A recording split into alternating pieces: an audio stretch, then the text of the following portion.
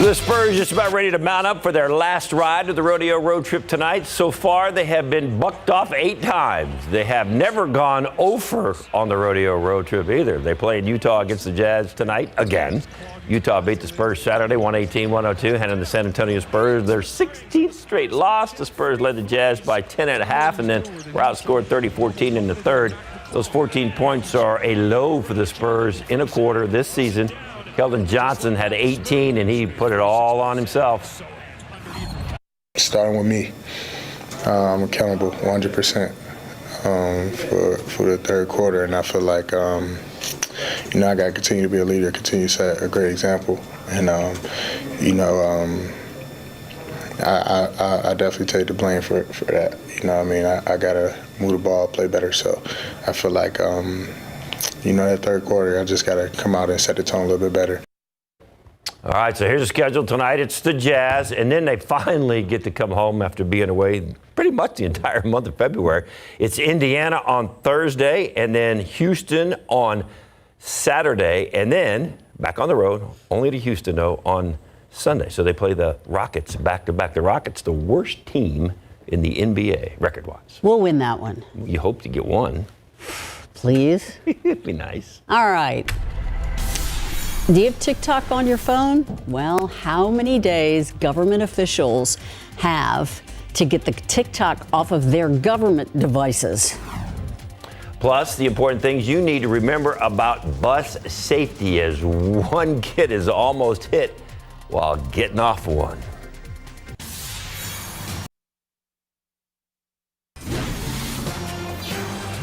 In national news, TikTok coming to an end, at least for all U.S. government-issued devices. The White House saying that federal agencies have 30 days to remove that app from their devices. It comes after a bill passed last year requiring federal agencies to ditch the social media app. And it marks the government's latest efforts to clamp down on it amid renewed security concerns about the U.S. user data and fears that that data could find its way to the Chinese government. Canada said it will ban the app on government devices beginning as soon as today, and they are not the only ones. The European Commission last week issued its own prohibition on the app on official devices, citing cybersecurity concerns. Right now, the FBI sounding the alarm on a growing trend. It's online romance scams that involve cryptocurrency. The FBI says more than 19,000 victims reported losing more than $739 million to romance scammers last year. The government says the trend is growing, and it anticipates a higher number of reported financial losses from crypto scams this year. You see these false promises of easy money being combined with people's limited knowledge or limited experience with cryptocurrency, and it sets it up for really the perfect storm for a scam.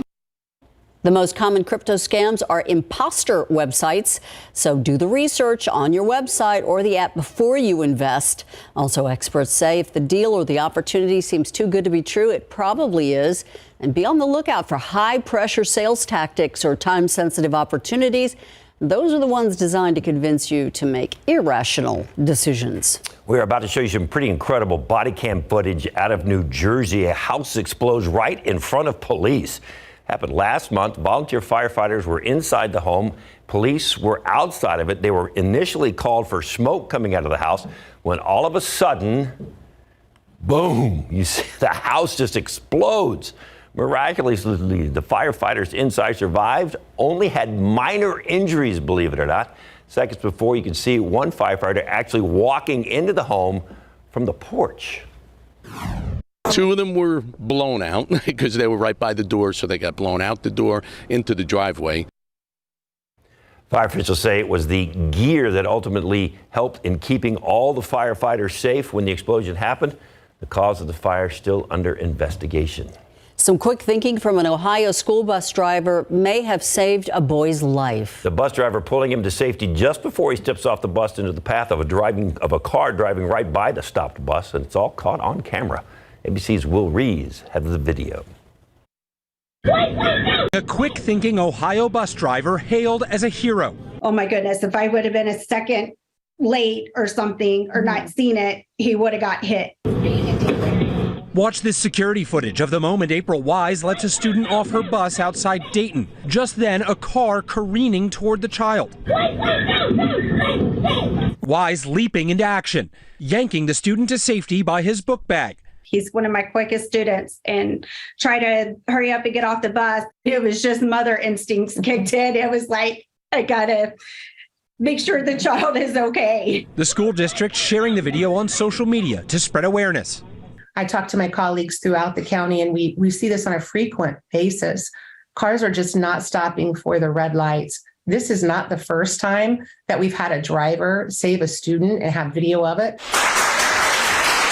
On Monday, officials across the state honoring Wise for her actions. We are very thankful for your quick action. The family of that student calling her their hero. The mom of the student came up to me right away and said several times, "Thank you so much. Thank you so much." She said her son came into the house, and the first thing he did when he walked in said, "That bus driver just saved my life." I didn't expect all of this and stuff because I just see myself as just doing my job. What a great job she did, too. That was ABC's Will Reeve reporting. Now, if you are driving, or if you are a driver sharing the road with school buses, please remember that these tips come from TxDOT. You want to follow safe distance. You want to always remain alert for children around the buses, and you want to always stop for flashing red lights or a stop sign on a school bus, regardless of which direction you're heading. And students, all right, TxDOT has some tips for you to stay safe. Stand far away from the curb while waiting for the bus. Wait for the driver's signal that it is safe to get on board. And after leaving the bus, always cross in front of the bus and wait for the driver's signal that it's okay to cross. Always look at both ways before crossing the street. Your mom taught you that, right? Right. San Antonio's largest school district is one step closer to having its new superintendent. The Board of Trustees for the Northside ISD has named Dr. John Kraft as the lone finalist for the position. Kraft, who is the current superintendent of Killeen ISD, will replace Dr. Brian Woods, who announced his retirement at the end of the school year. Kraft has a long resume and has spent time as a teacher, principal, superintendent. He's been a football and baseball coach with other school districts. He says he's ready to begin his new role at NISD. Some big upgrades coming to the airport here. City leaders announcing that the FAA has approved a multi-million-dollar grant for the facility. The grant is worth $20 million. It's going to go to airport's terminal development program, which will pay to expand the facility. So there's room, or more room, at the gates. This comes after Mayor Ron Nirenberg and other city leaders traveled to D.C. asking for this airport funding. The new facility will be placed south of Terminal A. Construction expected to begin next year with a completion date of March 2025.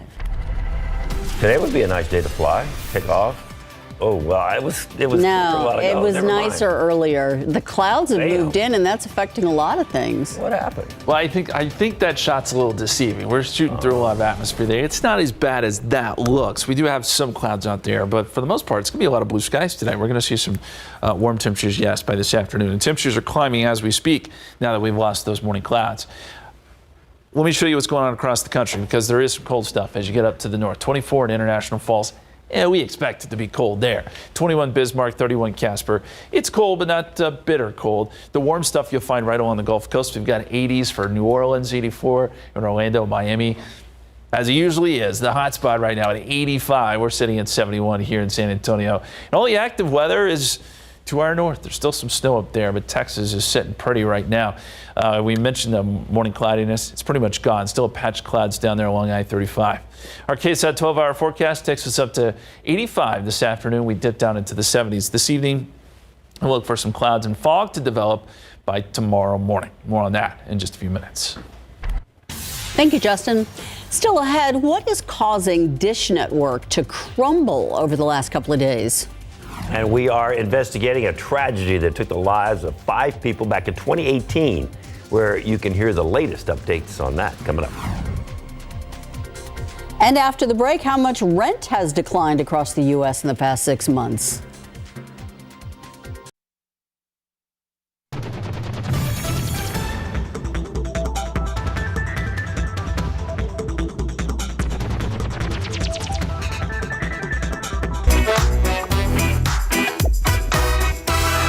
Hello everyone, these are your top headlines from Cheddar News.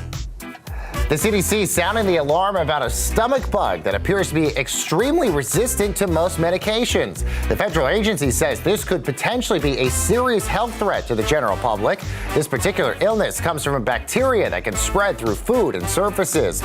Meanwhile, Dish Network is grappling with a cyber attack that has created a widespread outage lasting multiple days. Customers across the U.S. were unable to access Dish's website, apps, streams, or even their accounts. Some users have been experiencing problems since last Thursday. And rent in every major U.S. metro area has declined in the last 6 months. That's according to listing website Apartment List. Renters with new leases in January paid about 3.5% less compared to those searching in August. It's also the first time in 5 years rent fell for 6 consecutive months. And that's your Cheddar News Update. I'm Baker Machado coming to you from Cheddar Studios in New York City. Here's something you just don't want to see, but take a look. A tornado touching down in Champaign, Illinois yesterday. It was in the morning. The tornado coming from the same storm system that produced all those other tornadoes throughout Kansas and Oklahoma. Yeah, I think there was 9 total from those 2 states alone, 2 in Kansas and 7 in Oklahoma. So now you add this one to the number. It's so weird looking because it looks like the sun is shining. It's a beautiful day, except where, like they say, the finger of God is touching through the clouds down to the ground. It looks like there's not a lot of dense population, so maybe, hopefully, that was not over the. That's what you want, but gosh, man, if I saw that in the distance, you wouldn't be standing there shooting video. I would not be shooting the video. I'd be a little scared that another one would pop out. That guy right there would be on top of it. He'd go toward it. I'd be watching it. That's for sure. Yeah. It was a busy day yesterday up there across the Great Lakes region where they had rounds of severe weather. Again, we're getting into that time of year where we do have to be concerned about severe weather. We may have a little bit ourselves coming out. I want to show you the pollen count one more time. Mold is low at 400, ash 80. Oak, though, starting to jump up. It's at 60. Hackberry and elm both there. Tree pollen, the big issue. We'll look at Thursday's forecast, which is a busy one, coming up.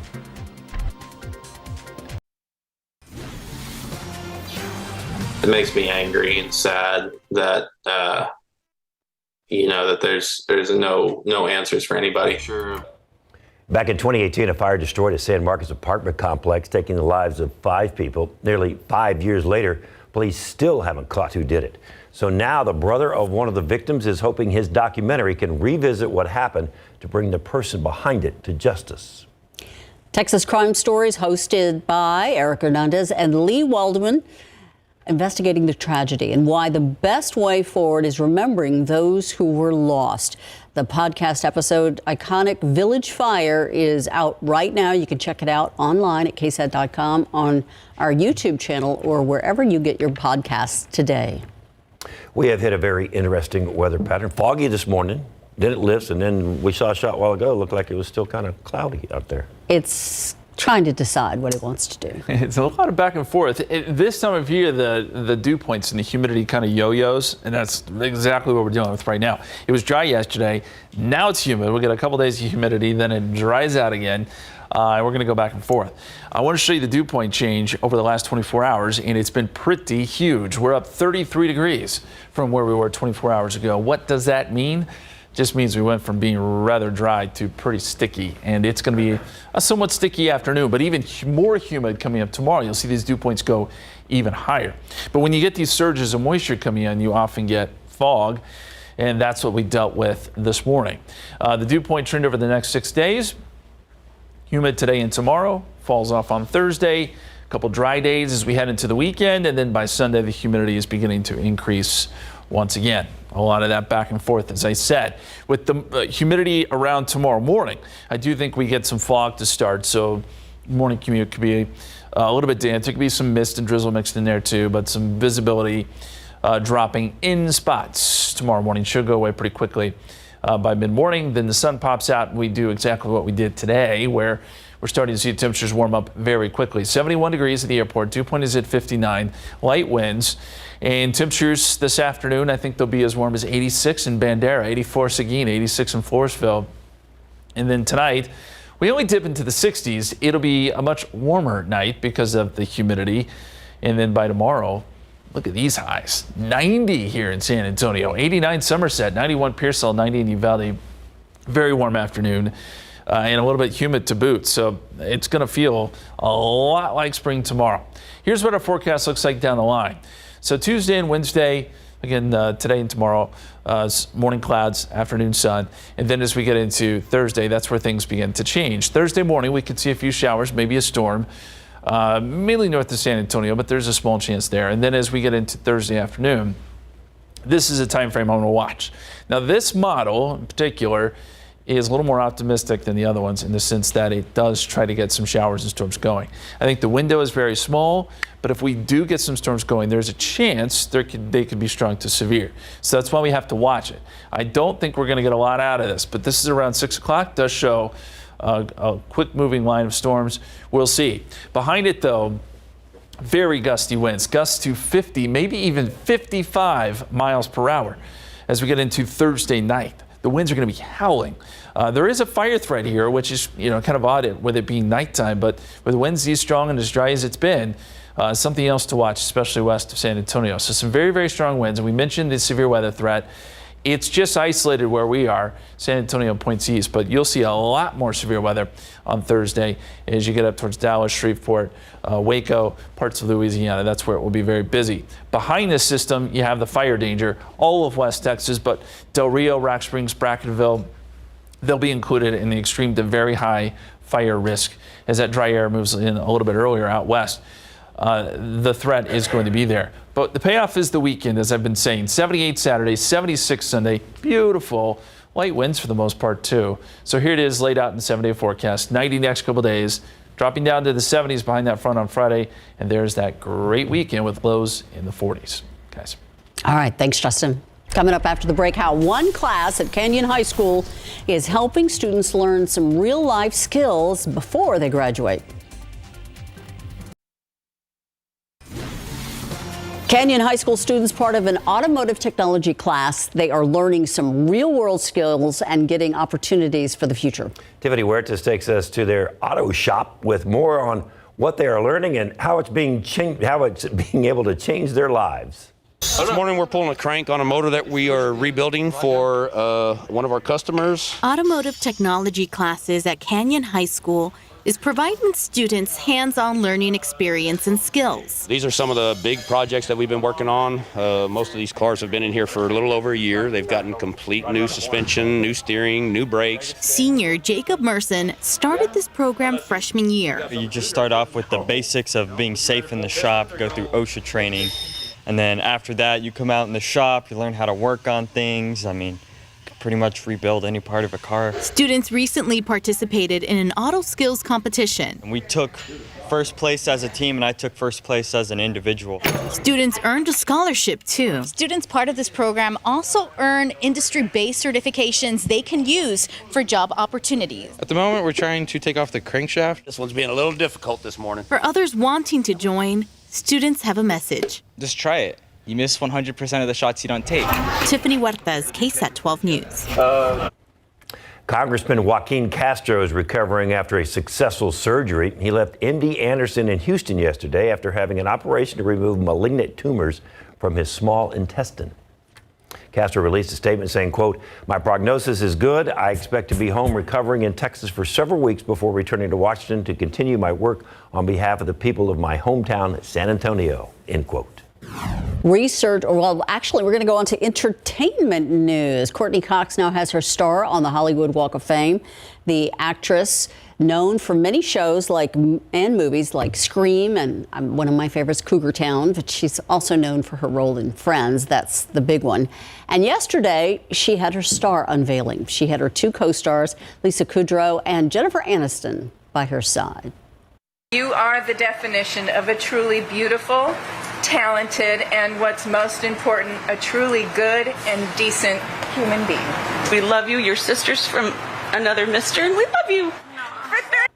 Aniston said at the ceremony on Monday, from the very beginning of Friends, Courtney made it clear that this was a true ensemble because Courtney was the most famous cast member when the show began in 1994. She was in that Bruce Springsteen video. That's how she was the most well known. That was where she was discovered.